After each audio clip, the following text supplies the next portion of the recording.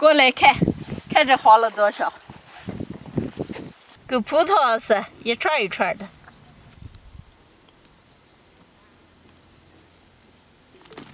今年给这块菜地种了各种各样的番茄，这段时间可难吃了，吃是吃不饱。今天把这全部做好一个，做成番茄酱，放下慢慢的吃。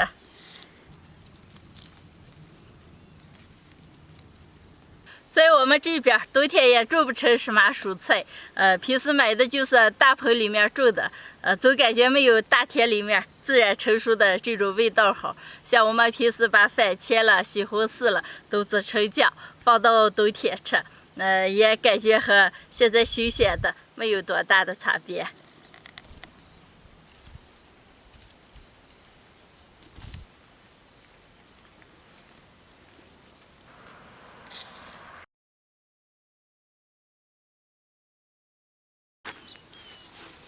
2盒黄番茄，光一层就做的这么不满一筐子，很多在内面做好红红的着了。我家里还种些透红的番茄，一阵回给也给做上。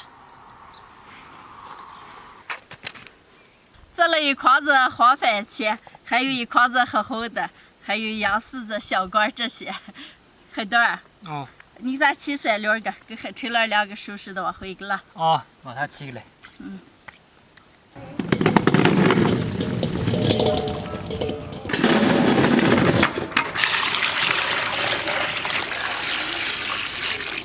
刚做回来的番茄，现在洗净打碎熬。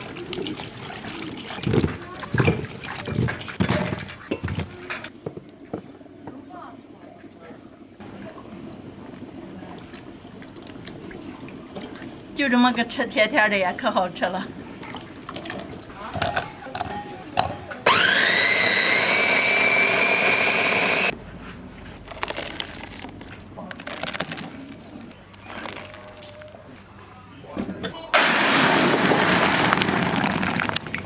再熬点红的。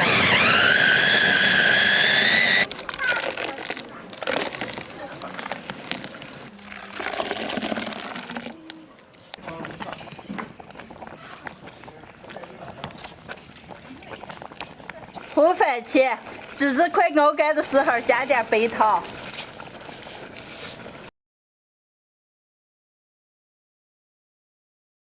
黄番茄里加点盐。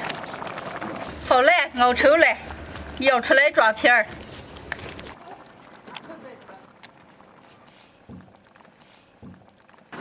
好嘞，装瓶儿。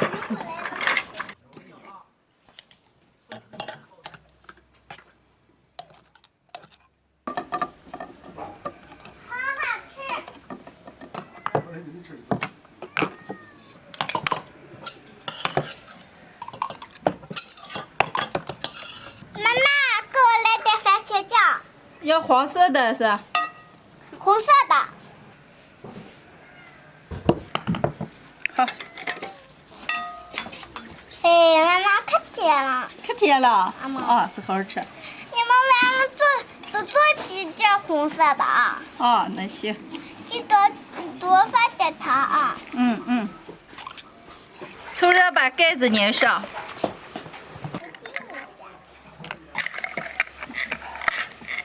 全部装好了，一共装的40几瓶，现在上锅蒸一下。